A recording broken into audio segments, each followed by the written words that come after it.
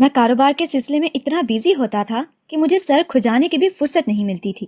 کبھی کسی شہر تو کبھی کسی شہر جا رہا ہوں.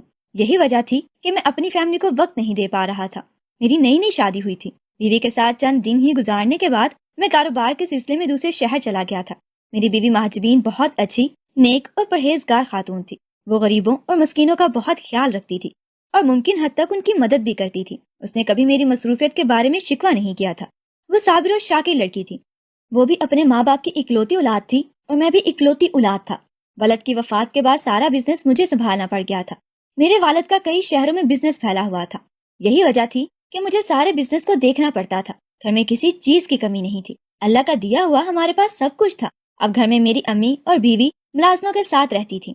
مہاجمین کو عمرہ کرنے کا بہت شوق تھا. شادی سے پہلے بھی اس نے کئی عمرے کیے تھے اور شادی کے بعد بھی اس نے مجھ سے کہا تھا کہ ہم دونوں عمرہ کرنے سعودیہ اب چلتے ہیں. میں بزنس کی وجہ سے بہت بیزی تھا، اس لیے میں نے مہاجبین سے کہا کہ تم عمرہ کرنے اکیلی چلی جاؤ. سعودیہ میں ویسے بھی تمہارا بھائی موجود ہے، وہ تمہاری مدد کرے گا. ویسے بھی تم پہلے بھی عمرہ کرنے جاتی رہی ہو. مہاجبین پہلے تو نہیں مانی تھی، پھر میرے سمجھانے پر مان گئی تھی. کچھ عرصے کے بعد اس کی عمرے پر جانے کی ٹکٹ بک کر دی گئی تھی. میری امی کی طبیعت خراب رہتی تھی. پہلے میرا ارادہ اماں کو بھیجنے کا تھا، لیکن اس کی طبیعت کے پیش نظر میں نے فیصلہ ملتوی کر دیا تھا. مہاجبین ایک پر اعتماد، ذہین اور بہادر لڑکی تھی. اسے سارے پروسیس کا پتا تھا، اس لیے وہ اکیلی ہی روانہ ہو گئی تھی. جس دن وہ عمرہ ادائیگی کے لیے روانہ ہوئی تھی اس دن میں لاہور تھا اور اس سے میری فون پر ہی بات ہوئی تھی. میں نے اس کے لیے نیک تمناؤں کا اظہار کیا تھا. میں نے اسے کہا تھا کہ جب وہ سعودیہ پہنچ جائے تو مجھے ضرور مطلع کر دے. پھر وہی ہوا. سعودیہ پہنچتے ہی اس نے مجھے فون کر کے بتا دیا کہ میں خیر خیریت سے سعودیہ پہنچ چکی ہوں. میں نے سکھ کا سانس لیا اور پھر میں اپنے کام میں مصروف ہو گیا. وہ 25 دن کے لیے سعودیہ گئی تھی. میں بزنس کے سلسلے میں مختلف شہروں میں پھرتا رہا. اس دوران دن رات جاگنے اور مسلسل کام کرنے کی وجہ سے مجھے بہت تھکاوٹ ہو چکی تھی. میں کچھ دن آرام کرنا چاہتا تھا. چنانچہ میں نے مینیجر کے ذمہ سارا کام لگایا اور خود 4 دن کی چھٹی کر کے بستر پر ریسٹ کرنے لگا. دوپہر کا وقت تھا جب گھر کے دروازے پر دستک ہوئی. ملازم گھر کے کام سے باہر گیا ہوا تھا جبکہ ملازمہ کھانا بنانے میں مصروف تھی. میں نے جا کر دروازہ کھولا. باہر ایک فقیر کھڑا تھا. میں نے جیب میں ہاتھ ڈال کر پیسے نکالنے چاہے تو اس نے مجھے فوراً ہی ٹوک دیا. نہ بچہ، میں بھیک مانگنے نہیں آیا. میں اس کی بات پر چونکا اور اسے سر سے پیر تک دیکھا. پھر کیا کرنے آئے ہو بابا؟ کھانا کھانا چاہتے ہو تو کھانا لے آتا ہوں، میں نے نرم لہجے میں پوچھا. فقیر نے مجھے کھانا لانے سے بھی منع کر دیا. کہنے لگا، بچہ میں جو کچھ تمہیں کہنے آیا ہوں اسے بڑے غور سے سنو. تم اپنی بیوی کی عزت کی حفاظت کرو، اس کی عزت خطرے میں ہے. بس مجھے یہی کہنا تھا. اچھا میں اب چلتا ہوں. اتنا کہہ کر فقیر تو وہاں سے چلتا بنا اور میں ہکا بکا سے اسے جاتا ہوا دیکھتا رہا. اس نے یہ کیا عجیب بات کی تھی؟ مجھے تو وہ فقیر دیوانہ ہی لگا تھا. میں نے سر جھٹکا اور دروازہ بند کر کے اپنے کمرے میں چلا گیا. لیکن اس کی بات واضح گشت بن کر میرے دماغ میں گونج رہی تھی. اپنا دھیان بٹانے کی خاطر میں نے موبائل فون پر گیم لگا لی اور گیم کھیلنے میں مصروف ہو گیا. اس رات میں نے مہاجبین کو واٹس ایپ کال کی تھی لیکن اس کا ڈیٹا آف تھا. شاید وہ بیزی تھی. ویسے بھی وہ ایک نیک کام کے لیے سعودیہ گئی تھی اور وہاں اس کا بڑا بھائی بھی ہوتا تھا، اس لیے مجھے اس کی طرف سے کوئی پریشانی نہیں تھی. دوسرے دن وہی فقیر دوبارہ میرے گھر آ گیا. میں سمجھا کہ وہ آج کوئی نئی بات کہنے آیا ہوگا، اس لیے میں نے اس پر خاص توجہ نہ دی تھی. لیکن اس نے وہی کل والی بات دہرائی. کہنے لگا، بچہ اپنی بیوی کی عزت کی حفاظت کرو. اگر پانی سر سے گزر گیا تو بعد میں بہت پچھتاؤ گے. ابھی زیادہ وقت نہیں گزرا. اتنا کہہ کر وہ چلتا بنا اور میں ہونک بنا اسے دیکھتا رہا. عجیب ہی فقیر تھا. اس کی بات سن کر مجھے یقین ہو گیا تھا کہ وہ واقعی پاگل اور دیوانہ ہے اور مجھے پریشان کرنے آتا ہے. میں نے اس کی بات پر توجہ نہ دی. میں اپنے کمرے کی طرف جا رہا تھا جب امی نے مجھے آواز دی. میں ان کے پاس چلا گیا. انہوں نے پوچھا کہ کون آیا تھا تو میں نے صرف اتنا کہا کہ فقیر تھا. ہمارے دروازے پر فقیر آتے جاتے رہتے تھے اس لیے یہ معمول کی بات تھی. گھر پر ریسٹ کرنے کے دوران مینیجر مجھے روزانہ ہونے والے کام کے بارے میں رپورٹ دیتا تھا اور میں مطمئن تھا. میرا نام احسن ہے اور میری عمر 22 سال تھی. مہاجمین کے ساتھ میری شادی ہوئے 3 مہینے گزر چکے تھے. وہ بہت اچھی بہو بھی تھی اس لیے اماں اس سے بہت خوش تھیں. شام کو وقت گزاری کی خاطر میں اپنے دوستوں کی طرف نکل گیا تھا. اس رات ہم نے ڈنر بھی ایک مہنگے ریسٹورینٹ میں کیا تھا. اتفاق کی بات تھی جب ہم ڈنر کے بعد ریسٹورینٹ سے باہر نکل رہے تھے تو مجھے وہی فقیر مل گیا تھا جو ریسٹورینٹ کے گیٹ کے پاس ہی کھڑا تھا. جب میری کار اس کے قریب سے گزری تو اس نے ہاتھ کے اشارے سے مجھے کار روکنے کا کہا. میں نے کار روک دی. وہ تیزی سے میری طرف آیا. کہنے لگا، بچہ تم میری بات کو سیریس نہیں لے رہے. تمہاری بیوی کی عزت خطرے میں ہے، اس کی عزت بچا لو. اس کی بات سن کر مجھے غصہ ہی آ گیا. بابا تمہیں کیا مسئلہ ہے؟ جب بھی ملتے ہو ایک ہی بات کہتے ہو. جا کر اپنا علاج کراؤ، کیوں مجھے پریشان کرتے ہو؟ اتنا کہہ کر میں نے کار آگے بڑھا دی. میرے ساتھ بیٹھے میرے دوست ریحان نے پوچھا، کیا بات ہے یار، تم اس بوڑھے فقیر پر کیوں سیخ پا ہو رہے تھے؟ میں نے ٹھنڈی سانس لے کر خود کو پرسکون کیا اور ریحان کو بتایا، یار یہ فقیر روز میرے گھر آتا ہے اور ایک ہی بات کہتا ہے کہ تمہاری بیوی کی عزت خطرے میں ہے، اس کی عزت بچا لو۔ اب تم سوچو، مہاجبین سعودیہ عرب میں عمرہ کرنے گئی ہوئی ہے، اس کا بھائی بھی وہاں موجود ہے، پھر اس کی عزت کیسے خطرے میں پڑ سکتی ہے؟ ریحان نے بھی میری بات سے اتفاق کرتے ہوئے اس فقیر کو دیوانہ قرار دیا تھا۔ گھر جا کے میں نے سب سے پہلے مہاجبین کو وائس نوٹ کیا تھا کہ مہاجبین، جب تم میرا میسج سنو تو مجھے جواب دو، تم وہاں ٹھیک تو ہو نا؟ پھر میں نے صبح جب میسج چیک کیا تو اس کا جوابی میسج آیا ہوا تھا۔ اس نے کہا تھا کہ ہاں میں ٹھیک ہوں، تم کیوں پریشان ہو، کیا کچھ ہوا ہے؟ اس کا میسج سن کر مجھے سکون آ گیا تھا۔ میں نے ٹالنے والے انداز میں کہا کہ نہیں، کوئی بات نہیں ہے، بس مجھے تمہاری فکر ہو رہی تھی۔ میں نے سوچ لیا تھا کہ اگر وہ فقیر دوبارہ نظر آیا تو میں اس کی بات نہیں سنوں گا، خواہ مجھے پریشان کر رہا تھا۔ اس دن 11 بجے یہ فقیر میرے گھر کے دروازے پر آ گیا۔ ملازم گھر پر موجود تھا۔ اس نے جا کر دروازہ کھولا تھا۔ ملازم نے اسے پیسے دے کر ٹالنا چاہا، لیکن اس کی ایک ہی رٹ تھی کہ میں تمہارے صاحب سے ملنا چاہتا ہوں، اسے بلاؤ۔ ملازم نے جب آ کر فقیر کی ضد کے بارے میں بتایا تو میں سیکھتا ہوتا باہر گیا۔ کیا مسئلہ ہے تمہیں بابا؟ تم کیوں مجھے پریشان کرتے ہو؟ کون ہو تم اور تمہارا مقصد کیا ہے؟ میں تو لاوے کی طرح پھٹ ہی پڑا تھا، لیکن میرے غصے کا اس فقیر پر ذرا بھی اثر نہیں ہوا تھا۔ اس نے پرانی بات دہراتے ہوئے کہا تھا، بچہ، مجھے کوئی مسئلہ نہیں ہے، بس تم اپنی بیوی کی عزت کی حفاظت کرو، اس کی عزت خطرے میں ہے، دیر ہو گئی تو پچھتاتے رہو گے۔ میں نے کہا کہ بابا، تمہیں پریشان ہونے کی ضرورت نہیں ہے، میری بیوی جہاں بھی ہے خیریت سے ہے، اس سے رات ہی میری بات ہوئی ہے، خدا کے لیے مجھے تنگ کرنے نہ آیا کرو، خیرات لینی ہے تو بتاؤ، میں تمہیں خیرات دینے کے لیے تیار ہوں۔ فقیر نے تعصب بھری نظروں سے مجھے دیکھا اور بولا، بچے تم سمجھنے کی کوشش نہیں کر رہے، تمہاری بیوی کی عزت خطرے میں ہے، جو تمہیں دکھائی دے رہا ہے ویسا کچھ بھی نہیں ہے، تمہاری آنکھوں کا دھوکا ہے۔ اتنا کہہ کر فقیر چلا گیا اور میں اپنا غصہ ضبط کر کے کمرے میں چلا گیا۔ اس دن واقعی مجھے اس فقیر پر بہت غصہ آیا تھا۔ اگر مہاجبین سے میری بات نہ ہوئی ہوتی تو شاید میں واقعی پریشان ہو جاتا اور دیوانہ وار مہاجبین کی تلاش میں نکل پڑتا۔ مجھے اپنی بیوی سے بہت محبت تھی، ہماری ارینج میرج تھی اور وہ بھی مجھ سے محبت کرتی تھی۔ اچھی بیوی خوش نصیب مرد کے حصے میں آتی ہے اور میں خود کو خوش نصیب سمجھتا ہوں۔ میں نے ملازم سے کہہ دیا تھا کہ اگر وہ فقیر دوبارہ آئے تو اسے بھگا دینا۔ اگلے دن میں کسی کام سے باہر جا رہا تھا کہ میں نے اسی فقیر کو گھر کے دروازے پر کھڑا دیکھا۔ وہ ملازم سے بحث کر رہا تھا، مجھے دیکھتے ہی میری طرف لپکا اور کار کے سامنے آ گیا۔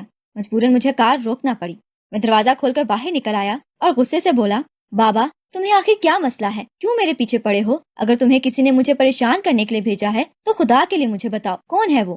میرا ضبط کھو چکا تھا، میں فقیر کی باتوں سے تنگ آ چکا تھا۔ میرے غصے کا فقیر پر ذرا بھی اثر نہیں ہوا تھا۔ وہ کہنے لگا، بچہ، اپنی بیوی کی عزت بچا لے، اس کی عزت خطرے میں ہے، کچھ ہی دن رہ گئے ہیں، اس کے بعد تم پچھتاتے رہو گے، میں کل پھر آؤں گا۔ اتنا کہہ کر فقیر چلتا بنا اور میں گمسم سا اسے دیکھتا رہ گیا۔ اس کی باتوں نے اب تو مجھے حقیقتاً الجھا دیا تھا۔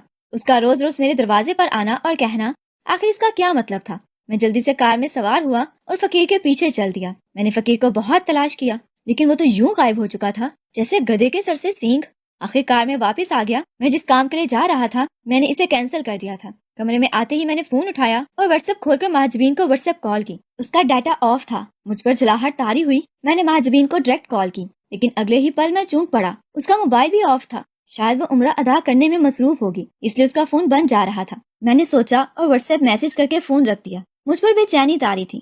میں اتنے دنوں سے فقیر کی بات کو اہمیت نہیں دے رہا تھا، لیکن اس دن میں اس کی باتوں کو سنجیدگی سے سوچنے پر مجبور ہو گیا تھا۔ میں نے شام کو دوبارہ مہاجبین کو فون کیا تھا، لیکن نہ ہی اس کا موبائل آن تھا اور نہ ہی اس نے واٹس ایپ پر میرے میسج کا کوئی جواب دیا تھا۔ مجھے ساری رات نیند نہیں آئی تھی۔ مجھے مہاجبین کی بہت فکر تھی۔ میرا دل کر رہا تھا کہ میں اڑ کر سعودیہ عرب پہنچ جاؤں اور مہاجبین کو دیکھوں۔ صبح ہوتے ہی میں نے دوبارہ مہاجبین کو کال کی۔ موبائل فون بند ہونے کی صورت میں واٹس ایپ چیک کیا تو وہاں بھی وہ نہ صرف آف لائن تھی بلکہ اس نے میرا میسج بھی نہیں سنا تھا۔ میری پریشانی بڑھتی جا رہی تھی۔ میں پھر اس فقیر کا انتظار کرنے لگا۔ میں اس سے بہت سارے سوال پوچھنا چاہتا تھا۔ وقت اپنی رفتار سے آگے بڑھتا رہا، لیکن میری بے چینی کسی صورت ختم نہیں ہو رہی تھی۔ ایک ایک پل مجھے صدیوں پر محیط محسوس ہو رہا تھا۔ دوپہر ہو گئی لیکن وہ فقیر نہ آیا، تو میں کار میں بیٹھ کر اس کی تلاش میں نکل پڑا۔ پتہ نہیں اس دن وہ فقیر کیوں نہیں آیا تھا۔ میں نے سارا شہر گھوم پھر لیا، لیکن مجھے وہ فقیر کہیں بھی نہ دکھائی دیا۔ جب میں رات کو گھر پہنچا تو 8 بج رہے تھے۔ میں بے چینی کے عالم میں مہاجبین کو اس امید پر کال کی کہ شاید اب اس کا فون کھلا ہو، لیکن مایوسی ہوئی۔ دفعتاً مجھے مہاجبین کے بھائی کا خیال آیا تو میں نے اسے کال کر دی۔ اس نے میری کال فوراً ہی اٹھائی تھی۔ حال احوال پوچھنے کا وقت نہیں تھا، اس لیے میں نے ڈائریکٹ اسے یہی پوچھا کہ اقبال، کیا مہاجبین سے میری بات ہو سکتی ہے؟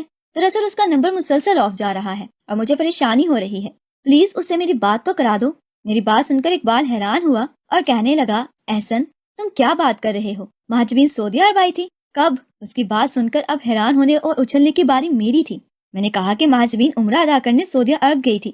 1 ہفتہ ہو چکا ہے اسے گئے ہوئے، 2 دن پہلے ہی میری اس سے بات ہوئی تھی، پلیز اگر تم مذاق کر رہے ہو تو ایسا نہ کرو، مہاجبین سے میری بات کرا دو۔ میرا خیال تھا کہ اقبال شاید مجھ سے مذاق کر رہا ہے، لیکن وہ سنجیدہ تھا۔ کہنے لگا، یار احسن، میں بھلا پاک سرزمین پر رہتے ہوئے کیوں مذاق کروں گا، میں بالکل سچ کہہ رہا ہوں۔ مہاجبین تو سعودی عرب آئی ہی نہیں، اور نہ ہی اس نے سعودی عرب آنے سے پہلے مجھے کال کی تھی۔ اب تو حقیقتاً مجھے اپنے پیروں کے نیچے سے زمین کھسکتی ہوئی محسوس ہوئی تھی۔ مجھے یوں لگا جیسے کمرے کی چھت مجھ پر آ گری ہو۔ میں ساکت و جامد سا دیوار کو تکتا رہ گیا، گویا میرے بولنے کی صلاحیت ختم ہو گئی ہو۔ میرے جواب نہ دینے پر اقبال کی آواز میرے سماعت میں پڑی، احسن ہیلو، کیا ہوا، تم ٹھیک تو ہو؟ میں نے چونکتے ہوئے کہا کہ ہاں اقبال بھائی، میں ٹھیک ہوں۔ اچھا، میں آپ سے پھر رابطہ کرتا ہوں۔ میں نے خدا حافظ کہہ کر کال کاٹ دی اور کرسی پر بیٹھ کر سوچنے لگا کہ مہاجبین سعودی عرب نہیں گئی تھی تو پھر آخر کہاں چلی گئی تھی، اور اس کا فون کیوں بند جا رہا تھا۔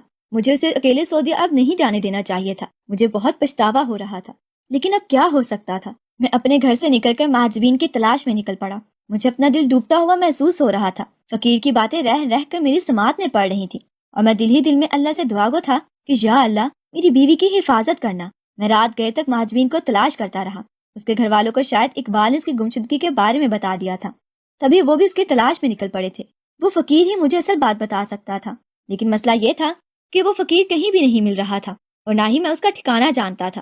صبح ہو گئی لیکن مہاجبین کو تلاش نہ کر پایا۔ میں نے سوچا کہ مجھے پولیس سے رابطہ کرنا چاہیے، مہاجبین کی تلاش میں ان کی مدد حاصل کرنی چاہیے۔ چنانچہ میں نے تھانے میں مہاجبین کی گمشدگی کے حوالے سے رپورٹ درج کرا دی، اور پولیس بھی اس کی تلاش میں سرگرداں ہو گئی۔ تھک کھا کر میں گھر پہنچا تو مجھے گھر کے دروازے پر وہی فقیر کھڑا دکھائی دیا۔ میں جلدی سے اس کے پاس پہنچا۔ بابا بتاؤ میری بیوی کہاں ہے، جلدی بتاؤ، وہ سعودی عرب نہیں گئی۔ میں نے سعودی عرب اس کے بھائی سے بات کر لی ہے، اس کا کہنا ہے کہ وہ سعودی عرب نہیں گئی۔ بتاؤ بابا، خدا کے لیے بتاؤ۔ وہ فقیر ٹک مجھے دیکھتا رہا، پھر اس نے جو کچھ کہا اس سے میری روح ہی فنا ہو گئی۔ اس نے کہا کہ تمہاری بیوی واقعی سعودی عرب نہیں گئی، وہ اغوا ہو چکی ہے۔ مجھے اپنا سر چکراتا ہوا محسوس ہوا۔